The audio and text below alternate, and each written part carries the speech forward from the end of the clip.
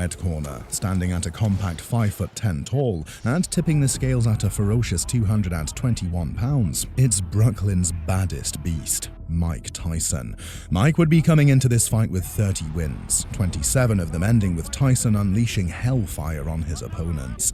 He would be stepping into the ring as the reigning WBA and WBC heavyweight champion, looking to unify the IBF title in his first defense of the WBC belt as the boxing world held its breath. Looking to dethrone the heavyweight king and standing in the opposite corner was an American animal of a fighter, standing at 6'5" tall and weighing in at a chiseled 235 pounds, Tony Tucker. Unknown terror? Well, he's unbeaten against ordinary opposition. He's never been knocked down against the same opposition. And he is a big, tall, defensive-oriented fighter. The American would be coming in with a perfect record of 34 fights, 34 wins, with 29 by way of knockout.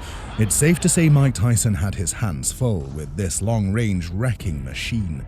Mike would be on the back of some devastating wins, including crushing boxing's iron-chinned Trevor Berbick to claim the WBC crown and steamrolling James Bone Crusher Smith in a unification shutout.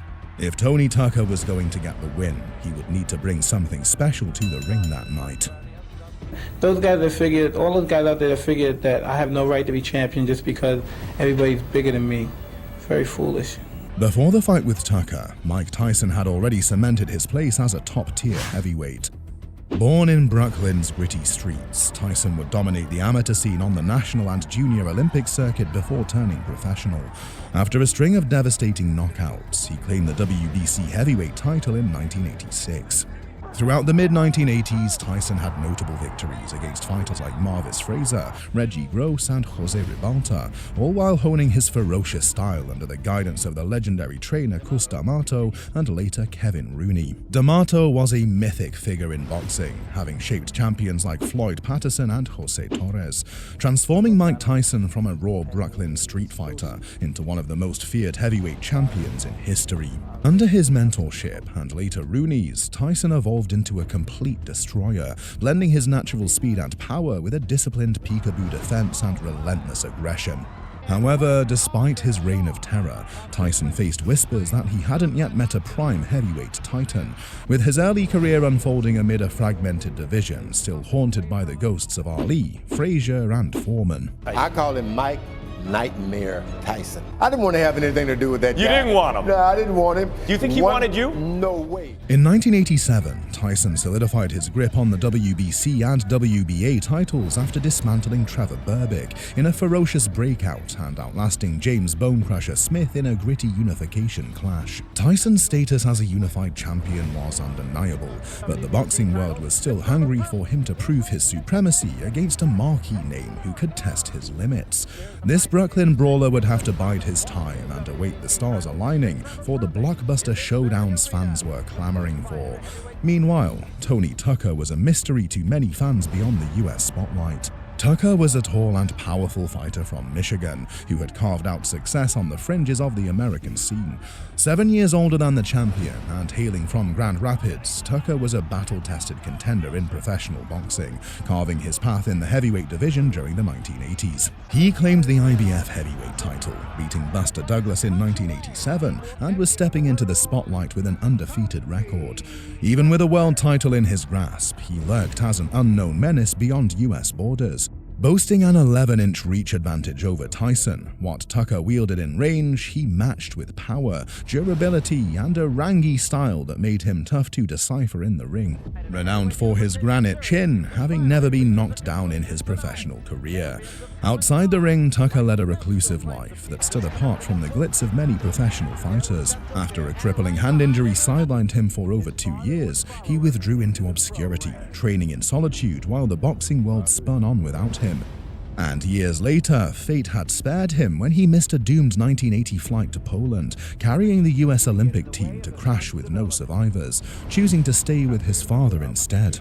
U.S. boxer, This quiet survivor made him an oddity in the flashy 80s boxing scene. Many wondered if such a withdrawn existence could fuel the fire needed to dominate heavyweight boxing. Fight night, and the arena was buzzing. The Hilton Hotel in Las Vegas was the stage. We joined the fighters in the first round in the summer of 1987. Would the heavyweight phenomenon chew up the challenger like a snack, or would this quiet survivor have more than just grit in his arsenal? As it were. And we'll see what kind of tactic Tucker takes.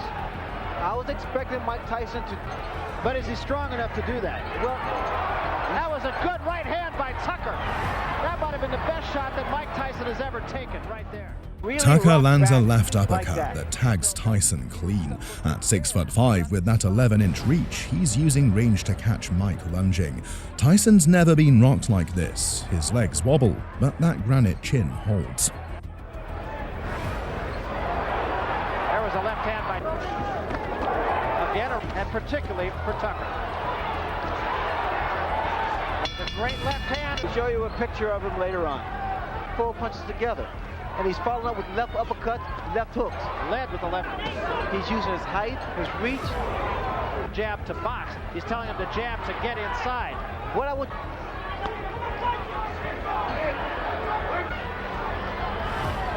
This is the third round. A lot of. And catch him.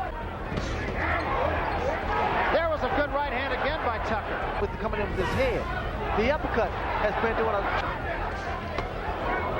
Again. But they're uppercuts, Barry. Do you notice they're uppercuts? Again, he's tying this man up. Frustration. Shouldn't show his face up. The next 2 rounds saw Tucker jab and clinch, keeping Tyson at bay. He stole round 3 with sharp hooks, though his right hand, already aching from sparring, started to falter. Tyson's body shots thudded in reply, testing the challenger's resolve. He'll be back with us in future fights. We start the 4th round. But it's not going to do it. Interesting. Downstairs, bring it back up to the head. There's a right, the left hand. That he did throw right behind it. But Tyson stopped with double, he initiated respect. He stood his ground. Tyson got the better of that exchange. In front of Tony Tucker. And that's why Tony's able to get those punches off.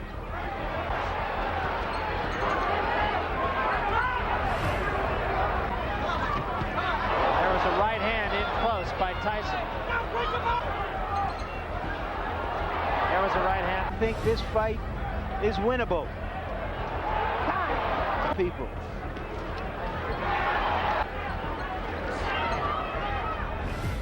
By round 6, Tyson turned the tide, slipping the jab with that peekaboo weave. He hammered Tucker's ribs and jaw with hooks, pure venom in close. The challenger's legs stiffened, his power fading fast. And there was a big right hand. Tucker says, no, I'm not hurt. I've always found that to mean I'm hurt. That little bit of insolence he had at the start of the fight to establish himself. The movement of Tucker's really throwing Tyson off. Not allowing him to get inside. We see Tucker trying to at least get a second win. All right, watch the head. Tucker's right hand, that he had injured his right hand, and that's why he backed off training for the mugging with Tyson, which brings the crowd alive. Well, when you do that, and I know from experience because I invented it, you got to be very... That's set on combinations again. But whenever he throws, looks for one shot, he's talking for a long, long night. And this intensity, this magnitude, when you're fighting, you really don't feel it because those adrenaline's flowing from the punch. Time, give me time. Tape on the glove of Mike Tyson, they'll cut it off. Momentary timeout. That can make the world of a difference. Those few seconds, his knees seem to buckle for a second. Right hand up on the top of the head. That was a right hand by Tucker, so. Like Mike Tyson, isn't whether he's going to win, but how he wins. First is up, go to the uppercuts. There's a right hand by Tucker that backed Tyson off. Good body shot. Right hand right above us by Tyson. Now it appears You pretty much agree with that judgment of Larry Merchant, right? I think it's a little closer than that. Round 10 brought a twist. Tucker windmilled his glove, shuffling his feet. A taunt or a plea, it screamed defiance, but his punches dwindled to flickers. Tyson stalked on, picking spots with icy calm. Just to keep a man off of you. First. Tucker needs to do something dramatic. The arms ache, they start to drop. You know you have to bring them up because those little antics there sometimes work. You get her saying, "Come on, you hurt him."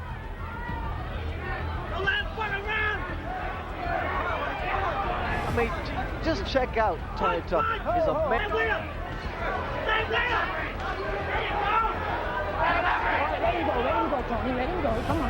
The unified heavyweight champion at the age of 21. But interestingly This enough, obviously won't be a dramatic victory. Tony Tucker won the title against Buster Douglas. I felt that he needed so well with these so-called experts. I'm going to show you, and this is what he did tonight. and he has. Even if he loses the fight, saying he had the big hat, and while maybe he didn't have all the cattle, at least he had a couple of cows.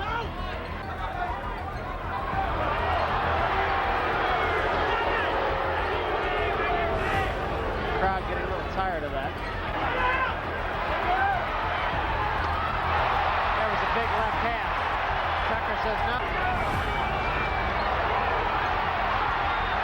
Tyson finishing with a flourish. And so is Tucker. Great finish. It's over. Well, Tony Tucker talked the talk and walked the walk. The final bell loomed in round 12. Tucker dug deep, slinging a desperate left hook that thudded off Tyson's skull, 34-0 on the line. But Tyson stood tall, his jab and will sealing the night. For the winner by unanimous decision and undisputed heavyweight champion of the world, Iron Mike Tyson. A hard-earned triumph for the champion, but the challenger could claim a quiet victory. To step in with Mike Tyson and walk out upright was a feat in itself. This wouldn't be Tucker's last dance in the ring. He'd fight on, returning to Michigan with his family and that towering frame intact. Over the next decade, he'd chase glory again, snagging the NABF title in 1989 with a knockout streak, though losses to future champs like Lennox Lewis and Evander Holyfield kept the top prize out of reach. We leave you with one question. Are you mad for the sweet science? If so, smash that subscribe button like Tyson smashing ribs. We'll see you in the next one.